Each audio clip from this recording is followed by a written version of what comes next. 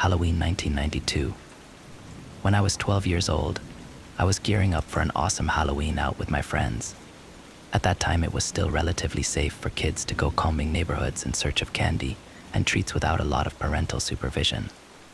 Times have certainly changed now, but after this incident, I'm not sure I'd ever want my kids out alone at night, especially on Halloween. Cider Mill Road was long and scattered with a lot of houses. It was an area that was kind of known to be spooky mainly because there was an old house at the end which had lots of swirling ghost stories. I had heard many childhood whispers and legends. It was an apple orchard years ago, and the slaves had been brutally murdered. The original owner had hung himself at the top of the staircase. There were so many stories, but all the town kids were enamored by the house. We would ride bikes by the house in hopes of catching a glimpse into its history. We were all certain it was filled with all sorts of paranormal delights. After trick-or-treating for several hours, and almost reaching the end of Cider Mill Road, a friend suggested we go knock on the door of the house and see if anyone answered. We knew an old woman lived there by the last name of Murphy. No one ever saw her out much, but she had inherited the property and had lived there for probably 50 years.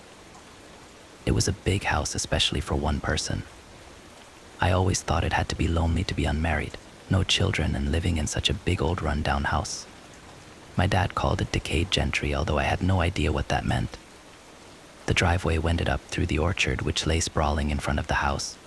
No one tended to the apples anymore, and so most of them lay rotting on the ground, which by October was more of a rotting stench than an apple fragrance. "Hey, you go up and ring the bell," Jessica told me. I shrugged. "I'm not going by myself. Take Olivia with you," she said. Olivia shook her head. "I don't think so. It's getting late. I need to get home." Jessica grabbed our hands. "We'll all go together." "It smells bad," Olivia said. "I don't want to go up there." I agreed. "Yeah, the apples stink. If an old woman lives here, she might already be in bed. She probably doesn't want trick-or-treaters." "She doesn't even have a front porch light on," Olivia said. "Universal sign for leave me alone." "You guys are such chickens. Come on. It's Halloween. Let's just do this, and then when we go to school on Monday and tell everyone what happened, we'll be the coolest kids in class." Much to my dismay, we were being led further up the dark gravel driveway to the dilapidated mansion at the top of the hill. Olivia had some neon glow stick bracelets, which was the only light we were able to see with because it was pitch black and we didn't have flashlights. It had been a fairly cloudy night, although it was almost a full moon. We had only had glimpses of moonlight the entire night. None of us thought ahead to bring any light sources. When we reached the top of the hill where the house was positioned, I got a cold chill. I was shaking. I don't know if it was the temperature outside or the fact that I was frightened, but my teeth were slightly chattering. The three of us approached the house and climbed up onto the porch. Jessica pushed me forward. "Ring the doorbell," she was whispering. "I don't ring the bell," I said. She pushed me again. "Just do it." I stepped forward. My eyes had begun to adjust to the darkness, and I could see the door in front of me with elaborate stained glass. Although my hand was shaking, I reached for the bell. I pressed it. Immediately, Jessica and Olivia start giggling and screaming. They take off running, leaving me standing on the porch. I heard a noise from inside the house. I darted off the porch. I tripped over my witch's dress and fell face first on the grass. My pumpkin-shaped bucket filled with candy spilled onto the ground, but I was too scared to bother with it. I threw the bucket down, trying to see my way to the drive, but it was dark. I could hear the girls giggling in the distance somewhere ahead of me. "Those bitches," I mumbled under my breath. My feet hit the gravel on the road. My heart was pounding. Why was I so scared? I was on the road now and away from the house. I was in a safe place. The old woman was probably in bed. She hadn't even opened the front door. I told myself not to be afraid. I was fine now. We were just being dumb kids. I had slowed from a sprint down. I was breathing heavily but slowed down to a walk. I could make out headlights down Cider Mill, so I knew I was not far from the road. Those girls would be waiting down there at the end for me. I'd give them a piece of my mind. "Shit," I said in a low voice. "Stupid girls." When all of a sudden, out of nowhere, 2 hands were grabbing at my chest from behind. Something was pulling me. I let out a scream. Something had me. I could hear it snarling and hissing as it pulled me. I tried fighting it off. It was dragging me over to the side of the driveway. I could see the outline of an apple tree in the moonlight. I could smell that rotting stench. I was only 12, but I was fighting as hard as I could. I was screaming and yelling, "Help, Maine." I tried hitting the arms off me. I was as combative as I possibly could be, feeling like I was fighting for my life. Whoever had me was not letting go. I felt sharp nails digging into my chest while it was pulling me toward the apple trees. "Who are you? Let me go." The clouds must have moved away from the moon, because for a moment again, the moonlight was shining down, illuminating the orchard around me. That's when I caught a glimpse. What had its arms around me was an old hag. A woman, but she was old and looked half dead. She had flesh that looked like it was also rotting away from her face. She was still gurgling and snarling. I managed to twist myself loose, and the second I did, I felt her sharp nails on my back, but I took off running. I ran through the orchard, dodging trees. I felt the disintegrating apples squishing and oozing under my feet. At one point, I slipped and fell into a pile of the mush. I finally made my way to the gravel and did not stop until I was at the main road. Of course, my asshole friends were posted up waiting for me, but the minute they saw me bolting by, they did not laugh. I was in shock. Somehow we managed to get to a neighbor's house, where the person called my parents to come pick me up. My friends explained what had happened and how they'd left me at the house. I had scratch marks on both my chest and back from the incident. My parents decided we needed to call the police and make a report. The cops thought it was probably just a Halloween prank, probably some teenagers trying to scare me. We ended up getting a huge lecture from the cop and our parents. The next day was a Sunday. I was still really terrified about what had happened and was adamant it was not just some teenage kids messing with us. I kept telling my parents over and over that it was something else. My mom finally told me it was enough and over with, and we didn't need to rehash it again. By early evening, I had settled into being a bit calmer about the whole thing when the phone rang. My dad answered, and after a few minutes of "Yes, I see and I understand," he came into the den where I was piled up watching television. My mom was sitting in her chair reading a book. She looked up at my dad, who was kind of pale. "What is it, George?" she asked. He looked at us both with astonishment and said, "That was Deputy Richardson from last night. He went over to do a welfare check on Mrs. Murphy after they couldn't reach her last night for questioning. It turns out Mrs. Murphy was dead inside her house the whole time, apparently. The coroner says he estimates roughly that she probably died back in August. He says they still have no signs of anyone else being at the house last night. The house had not been broken into or anything. The only thing they found outside was your bucket of candy, which was all over the ground, just like you said." "Honey, didn't you say it was an old woman who grabbed you?" Mom asked, horrified. Next story. I worked at a Halloween store that sells cursed costumes. It was around September when I was just looking for a temporary job. Nothing fancy, didn't care what I got. I was still in high school and I just wanted some cash of my own. I applied everywhere I could think of, from grocery stores to arcades. I will admit, though, that I may have purposefully focused on applying to places I felt would be either a breeze to work in or fun. It was getting dark, so on my last job finding trip I decided to go home and figure it out next weekend. I cut through an abandoned mall to save me time when I came across a Halloween store in the center. During the scary season, it's common for various Halloween stores to open in abandoned areas, but in the middle of an empty, dead mall was just unusual. The store also didn't look anything like the other ones. Probably another company trying to get into the competition. I looked up at the deteriorating orange neon sign that read the Halloween Hut Tease the season to dress your worst. I walked in and was greeted by an employee sitting by the counter. I asked him if by chance they were hiring, to which he said yes. Flash forward to 2 weekends later. I sat at the same counter and was scrolling through my phone when a mom and her 2 kids entered the store. The mother asked where the children's costumes were, and I pointed her to the far left corner. They hurried along as I waited for them to come back.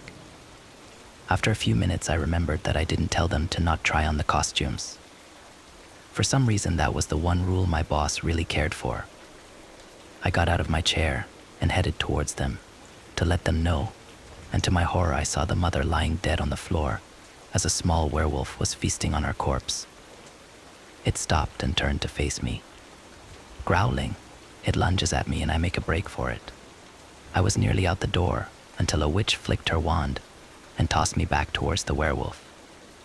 The werewolf quickly sinks its teeth into my right shoulder as I let out a scream. I shove it aside and push the witch into a rack of costumes. I rush out the front doors and don't stop running till I get home.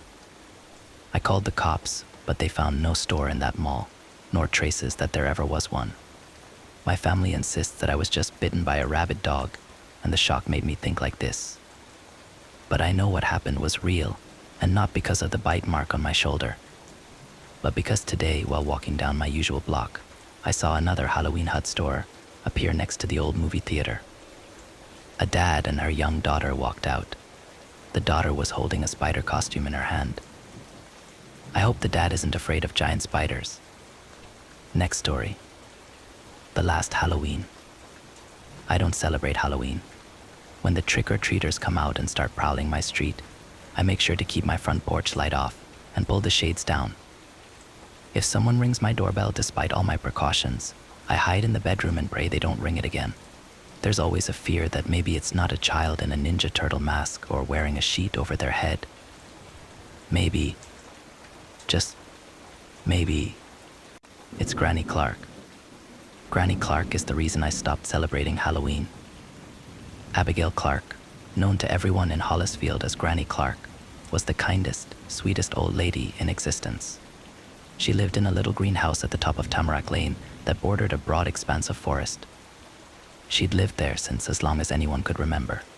Someone once told me she was over 100 years old, and nobody within earshot challenged the claim. I absolutely believed them. Juniper Street, the street I lived on, just happened to touch that same forest as Granny Clark's.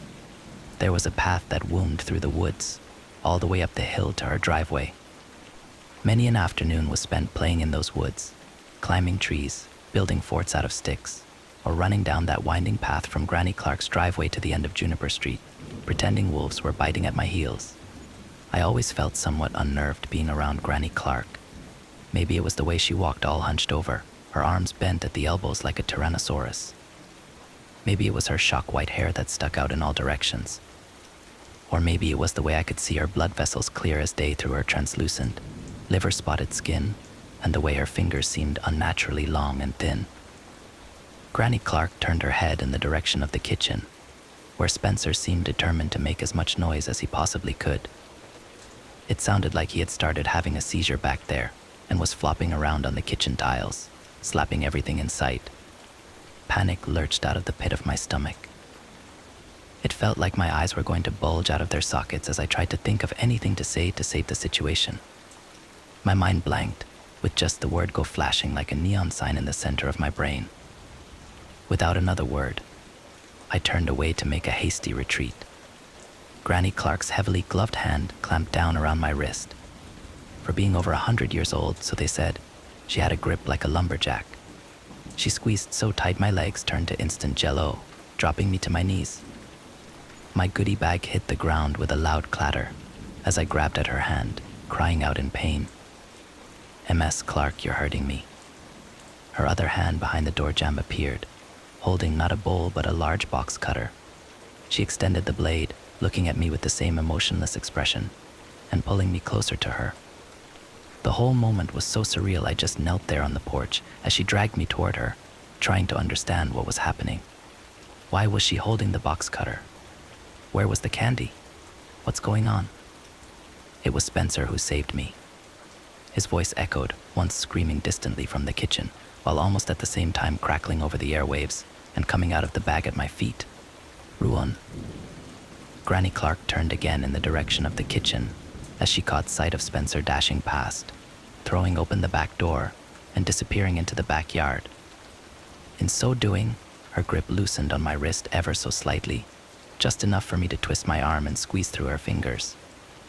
She turned back to me, grasping at me with her free hand while the one holding the box cutter arched back threateningly.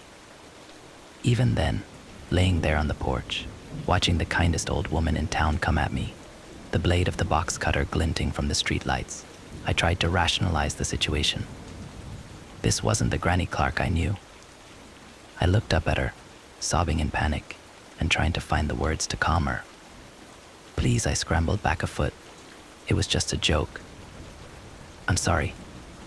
The left half of Granny Clark's face seemed to sag like it was melting. Her eye looked funny, droopy. The guttural breathing suddenly sounded more like a snarl, feral and angry. She brought the blade down, and I instinctively raised my hands to protect myself, screaming in pain as I felt its edge slice through the fabric of my costume and open the flesh of my arm. I did not give her a second chance. My legs, which had surrendered to gravity, felt an intense burning of adrenaline pump through them. Tucking into myself, I rolled backward, trying to gain my footing but ended up tumbling down the porch steps instead. White-hot pain shot up my left side, and I screamed again, but refused to pause. I was too driven by blind panic. I got to my feet in a hurry as the old woman on the porch straightened up, towering over me like a giant. She tromped toward the steps with a frightening determination. Spencer, eyes wide with terror, came round the corner of the house at full tilt. He surveyed the scenario unfolding on the front porch, and a look of confusion washed over him for a second before he grabbed me by the arm and spun me around, make for the woods, and with that he was off like a shot, sprinting to the end of the driveway where the forest started. I ran hot on his heels, my arm and my head both throbbing. Dizziness and nausea swept over me, and I tripped over my feet, colliding with the side of Granny Clark's car, and pausing for the briefest of moments to vomit down the side of it. How had everything gone so wrong? Before I could collect my thoughts, I heard the heavy thud of boots, and looking back, saw Granny Clark's hulking form lurching toward me. Silhouetted by street lamps in her heavy coat with the shawl over her head, she looked massive, like a lumbering horror, hell-bent on my destruction. Nobody's going to believe this. Even I don't believe it, and I'm seeing it, I thought. I shook it off and bolted for the tree line. I knew if I could just make it to Juniper Street, I'd be safe. The trail was a windy quarter-mile, but it was all downhill and I had enough terror-based energy pumping through my veins to keep me going. I'd run that path for years and knew every gnarled root that might trip me up, every change in the angle of the descent, every curve to avoid a tree in the dark. Just get home. The moon was out, and it was filtering through the branches, making beams in the dust kicked up by Spencer before me. It highlighted the path and cast the forest in a creepy blue hue. Everything around me seemed to glow. If I hadn't been running for my life, I might have stopped to take it in. The adrenaline coursing through me made time seem like it was slowing down. Every footfall felt like I was slogging through thick mud. I've never been as perfectly attuned to my senses as I was sprinting through the forest that Halloween. I could hear everything around me, my breath coming out slow and focused, my heart thumping in my ears, the snapping of branches further down the path as Spencer, less familiar with the way, ran ahead. ... and the heavy clumping of someone coming down the trail behind me. I turned to look. I did it, knowing all the stories of people being told not to look back, and all the bad things that happened to them when they did. I did it, not wanting to really see what it was, because I knew. I did it, and all my hopes of making it home disappeared in a flurry of wings like a flock of startled pigeons. Granny Clark was right behind me, thundering down the trail like a rampaging elephant. She was a good 20 paces back, but I could see her perfectly in every sliver of moonlight we both ran through. The most frightening thing about her was the look on her face. It wasn't one of anger or even of determination. In fact, there was no expression whatsoever. Her eyes were dead. Her mouth seemed to hang open. The left half of her face still sloughed down like melting candle wax. And then the wind whipped her shawl off, and her face went with it. It just slid off as easily as Halloween mask, disappearing somewhere on the trail behind her as she closed in on me as determined and frightening as ever. Where her face had been, there was blood. Just blood everywhere. But I could finally see her eyes through it all, and they were looking at me with a terrible rage and madness like I had never seen before. I thought I was going insane. She bore down on me, the sight of her hate-filled, bloody face burning forever into my mind. Her hands reached out, trying to grab me and guide me to hell, but all I could focus on was that scarlet face, the true fury within her finally revealed.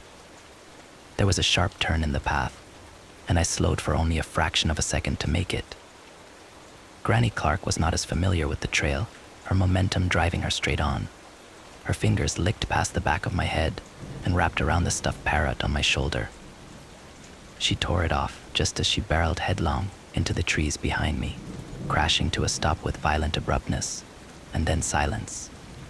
She can have the parrot, I thought, when I burst out of the woods and onto the tarmac of Juniper Street.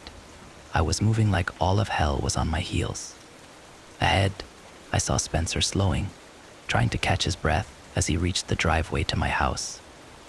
Somewhere along the way, he had lost his own trick or treat bag, and most of his makeup had run off. "Don't stop," I screamed at him. He turned, seeing me hurtling down the road, and hurried up to the front door, banging on it and shouting. I dashed up the front sidewalk, shoving him aside and throwing my shoulder into the door, having enough sense to just turn the knob and open it. We fell over each other in the landing and Spencer kicked futilely, trying to close the behind him. I climbed over him and slammed it shut, then bolted it and leaned my full weight against it and broke down into tears while clutching my arm. "Jesus Christ," Spencer yelled. We both started shouting over each other, neither one listening to the other until my mom and dad, hearing the commotion, ran in from the living room to find us yelling and bloody. They looked us over with mild annoyance until my mom saw my shirt soaked red with blood and her eyes bugged out. "What the hell happened?" she yelled at us. I sobbed. My mind retraced through everything that I had just witnessed. Her face. They took her face. It came right off. Both my parents looked equal parts concerned and nonplussed. I could tell they thought we had just spooked ourselves and gotten hurt running away. I waved my hands at Spencer to silence him, then told them everything. As my story unfolded, their expressions vacillated between doubt, anger, and concern. Honestly, telling them that Granny Clark attacked me with a knife and then chased me through the woods before her face peeled off, I had a hard time believing it myself. When I finished, Spencer told his side. When I went in through the back door, I could see Will and what I thought was Granny Clark at the front door. I tried to creep around to the stairs, but I tripped over a pair of legs. MS Clark's legs. She was lying in the food pantry. I'd never seen Spencer cry before, but his eyes welled up with tears as he continued. Her face was missing. I could see all the stuff underneath. They had pulled it all right off, just like peeling an orange. Jesus, Mary, and Joseph, they took her face. My mom disappeared into the kitchen, where I could hear her using the phone to call the police. My father stood there, shaking his head in disbelief at us. Spencer and I locked eyes. "That wasn't her," Spencer's voice cracked. "I realized it wasn't her on the porch, and I told you to run. I'm so sorry." I hugged him, forgetting the pain in my arm for a moment, as he balled his fists up in my shirt and buried his face in my chest, adding his tears to the blood and sweat I was thoroughly soaked in. "I'm so sorry." When the police got to Abigail Clark's house, they found her just as Spencer had described. Her throat had been slit and all the flesh on her face had been removed. They also found that whoever had murdered her had torn up the carpeting in her living room and started pulling up floorboards, apparently looking for something. They suspected that the killer had heard a rumor that the old lady had a fortune hidden in the walls or floor of her house. We'd all heard that rumor before, but nobody in town really believed it. In the woods, they found the remains of her face, cut from ear to ear and worn like a mask. They also found my stuffed parrot lying in the leaves by a blood-covered tree at the turn that had saved me. One of the branches on the tree was snapped and dripping with the stuff. Even more blood was found where the path opened out onto Juniper Street, but after that, the trail went cold. My mother took me to see her once when I was 7, because they were coordinating together on an arts and crafts table at the local fair. I remember that her little greenhouse smelled like lavender and mothballs, and the rooms were lined with photos of children. Some of the photos were in black and white, or faded like they had been taken many years ago. "Are these all your kids?" I asked Granny Clark. She smiled and looked around the room. "These are all my lovely babies." Afterward, as my mother and I walked down the path to Juniper Street hand in hand, I told her how amazing I thought it was that one person could have so many children. She just laughed at me.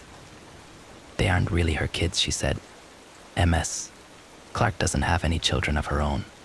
Those were photos of other people's kids." "Why does she have photos of other people's kids?" I asked. "Because their parents gave them to her." "Did you give her my photo?" "Not yet." I looked up at my mother with concern. "Please don't." She frowned, but said nothing the rest of the walk home. 5 years later, I got permission to go trick or treating with my friend Spencer on Halloween. Spencer lived over on Rosemond Ave, which connected with a number of other streets, including Tamarack Lane. The neighborhoods over and around Rosemond were considered the best area for trick or treating in town, far superior to the neighborhood down around my neck of the woods. Together, we convinced both our parents that we were old enough to go on our own and that they would just slow us down. What I didn't know at the time was that Spencer had other plans. When my dad dropped me off at his doorstep in my pirate costume, complete with eye patch, black marker goatee, and stuffed parrot Velcro to my shoulder, Spencer was already outside, sitting on the front stoop. He was going as either a zombie or an accident victim. I never really asked. His clothes were all torn and covered in stage blood, and he'd used some sort of wax to create open sores on his arms and face. I was genuinely impressed with the amount of work he'd put in to making himself look grotesque. Once my father's car rolled out of sight, Spencer grabbed me by the arm and hauled me around the side of his house to the garage. "Listen," he said, "you have to help me pull something off. It better not be your pants." Ha ha. He gave me a serious look. Josh dared me to prank old lady Clark. Josh Gurry was a kid in our grade who Spencer had a habit of butting heads with. They'd had a rivalry ever since they had to wrestle in gym class, and Spencer pinned Josh in under a minute. Since then, Josh was always trying to make Spencer look weak in front of the other kids our age, and Spencer refused to ignore it whenever he did, probably out of a matter of pride. Granny Clark, I didn't like the idea of doing anything to anyone, let alone an elderly person. Spencer saw the concern in my eye. "We're not going to do anything serious." "What were you planning?" "It's simple," Spencer smiled. "You distract her by trick or treating her at the front door. Just keep her talking." "I'm going to go in the back." "No way," I hissed. "I'm not going to be an accomplice to breaking and entering." "It's not breaking in. She always leaves her back door unlocked." That seemed like an odd thing to know. "Anyway, I'll go in the back, sneak upstairs and toilet paper her entire bedroom, as if to prove the legitimacy of his plan." Spencer pulled a large roll of bathroom tissue out of his trick or treat bag. "What will that prove to Josh? That you can TP some half-blind old lady's house? Are you going to help me or not? Because you can always walk home if you want."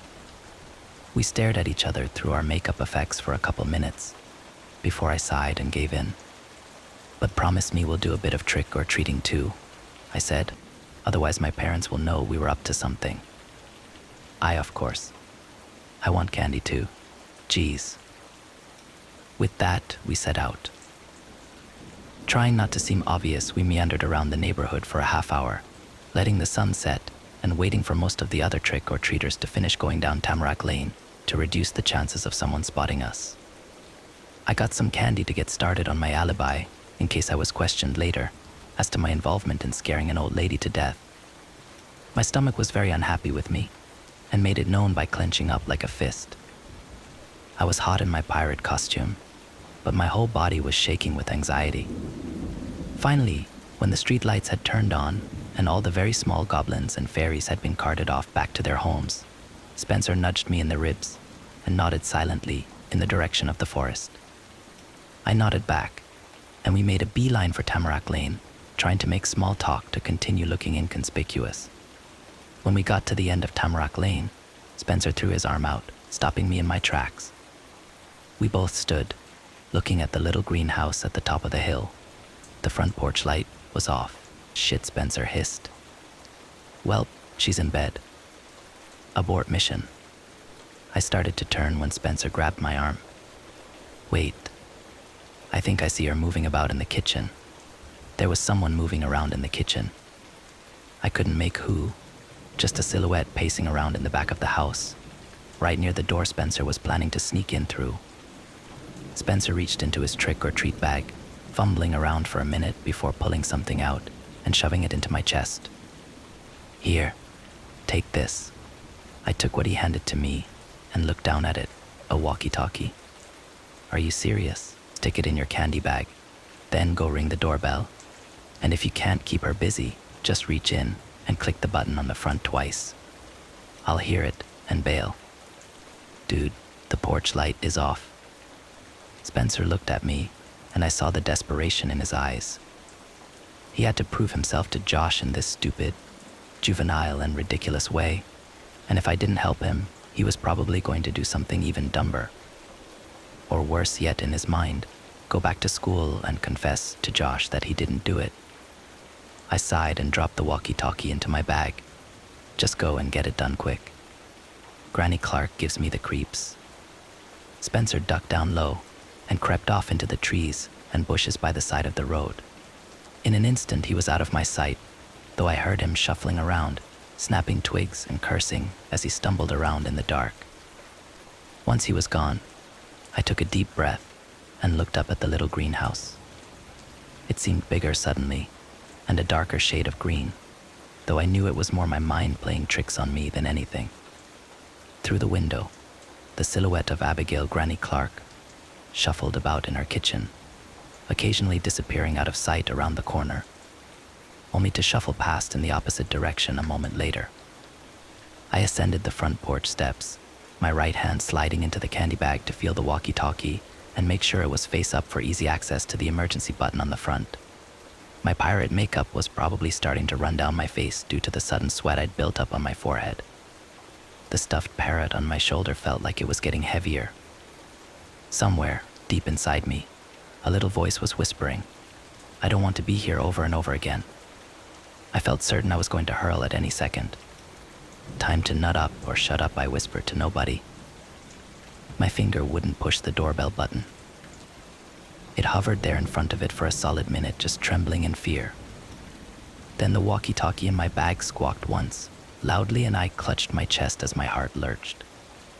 Okay, I snarled quietly through gritted teeth at Spencer, who I knew was sending me a signal.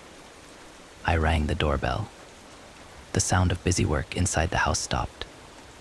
I hadn't really been paying attention to the banging and thumping going on inside, but when silence passed over the house, I became horribly aware of the noises that had been going on as I approached.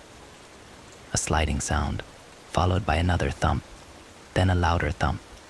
Should I ring the bell again? I thought. Footsteps answered my question. Heavy, slow footsteps coming to the front door. The sound of their approach served to fill my tankard of dread even further. There was a hesitation in them, like Granny Clark wasn't sure what to do. Or maybe she was waiting to see if I'd leave. Please don't make me ring the bell again. The porch light came on and I froze. It was like being cast suddenly in a spotlight. There I was for all to see. Through the small semicircular window in the door, I caught a brief glimpse of someone looking out to see who had rung the bell. I couldn't make out her eyes, just her eyebrows in darkness. Then the door creaked open, and I was face to face with Abigail Clark. She looked haggard. Her eyes were sunken and hidden in shadow. Her features were even more pale than usual, and her whole face seemed to hang off her skull. She had pulled a shawl over her head, hiding most of her shock white hair. I could only see a few strands hanging down in her face. I swallowed the lump burning in my chest. My throat felt so parched suddenly, I could barely squeak out the words, trick or treat. Granny Clark didn't say a word. She just stood there, not moving, staring at me with her dark eyes and that sickly-looking face. Out of the corner of my eye, I caught a glimpse of movement behind her, in the kitchen, and knew Spencer had entered the house. I needed to fill the silence, or he'd be busted for sure. I coughed loudly, then blinked several times, trying to think of something to say. "Ms. Clark," I stammered. "I'm sorry if I woke you." "Oh shit," I said we. My mother insisted I stop by and say hello while I'm out trick-or-treating tonight, and I almost forgot. I knew she'd be disappointed if I went home and told her I hadn't paid you a visit, so I was hoping that despite your light being off, you'd... Granny Clark opened the door further, stepping halfway out onto the porch. As she did so, I noted the heavy brown coat she was wearing. I also noticed a pair of thick gloves on her hands. She seemed to straighten and turn, reaching behind the door jamb for what I assumed was a bowl of candy. "Are why you having trouble with the heat in your house, Ms. Clark?" I could hear myself, and it sounded like I was going to cry. Why wasn't she speaking? One gloved hand beckoned me closer.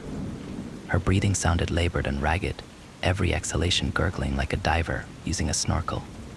The expression on her face never changed, no sign of joy or excitement like I had seen every time we'd visited her in the past.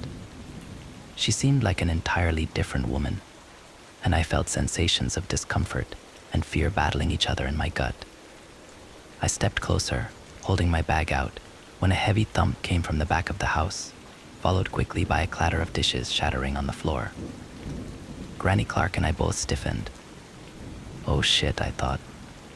They found the killer a day later, an unemployed carpenter from 2 towns over with a history of violence. He checked into the hospital with a gouged out eye, claiming he had accidentally impaled himself while hanging a picture. Apparently his blood work came back with 2 different types on him, one of which was identified as belonging to Abigail Clark. Thankfully, he confessed, saving the police from having to ask Spencer, or I, if we could identify him. Neither of us would have been able to, and neither of us wanted to ever see him again. I do see him, though, regularly.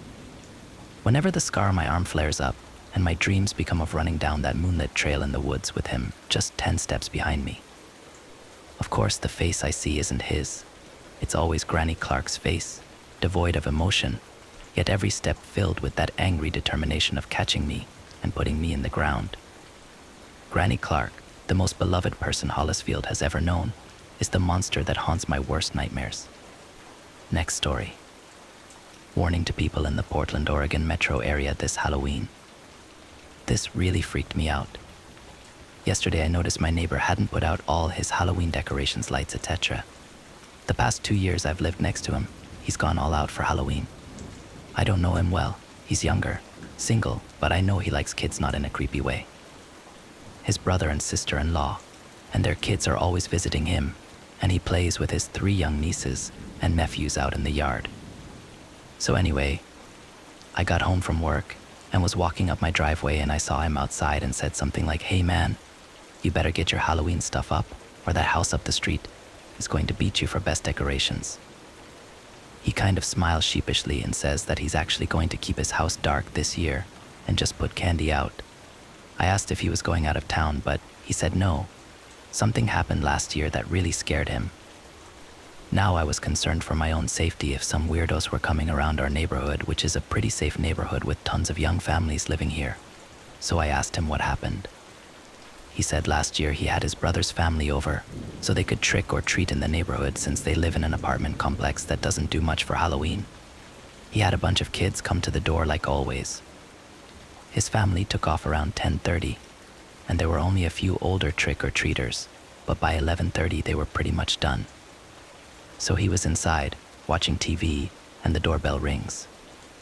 He grabs the candy bowl and heads over, noticing that it's a little past midnight, and that's pretty rude for trick-or-treaters to still be out, but then notices he hasn't turned off all his decoration lights yet, so his house is still a beacon. He swings the door open, and is about to yell boo or something to freak them out, but stops dead when he sees the kids at the door. He said one was probably around 13 to 14, and the other around 16 to 17, both boys. They weren't dressed up, but he remembers the older one was wearing a flannel checkered shirt. He was immediately overcome with uneasiness, like opening the door was a huge mistake. They just stared at him, and he noticed they had really big irises and dilated pupils. He couldn't even see the whites of their eyes, so he figured they were contact lenses. He was frozen there holding the candy bowl, like he couldn't slam the door in their face as much as he wanted to. So he nervously tried to smile at them, hoping they would break character and ask for candy or something. The younger one said they had gotten lost and needed to come in and use his phone.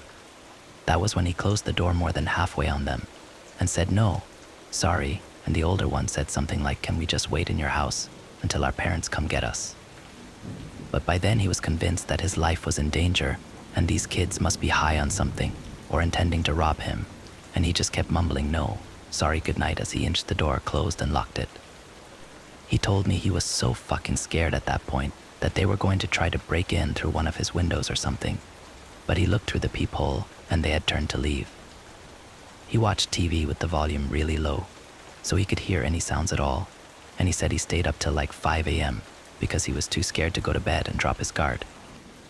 The whole time he's telling me this, I'm thinking, oh my God, this sounds so familiar, just like the black-eyed kids urban legend. Then I thought, hey, maybe this dude is trying to scare me because, after all, he does have the Halloween spirit ... So I'm looking at him incredulously, but trying not to seem too gullible. So I'm like, man, that is really crazy. Sounds like the Black Eye Kids. He just looks at me blankly. The what? Is that a movie or something? And I said no, but told him to go look it up online. Like an hour later, I get a knock on my door, and admittedly, almost jump out of my skin, thinking it's a demon child. It was my neighbor, and his eyes were freaking huge. He swears to me up and down that he had never heard of the Becks before, and it's so similar to what happened to him. So we talked a while longer, and I told him that quite a few people probably know about that urban legend, and it's possible it was just teenagers with black scleral contacts trying to freak people out on Halloween, which would be genius, by the way. But he said the fear he felt was so primal and came over him the second he opened the door for them. Anyway, guys, beware, I guess. Halloween would definitely be the perfect cover for them.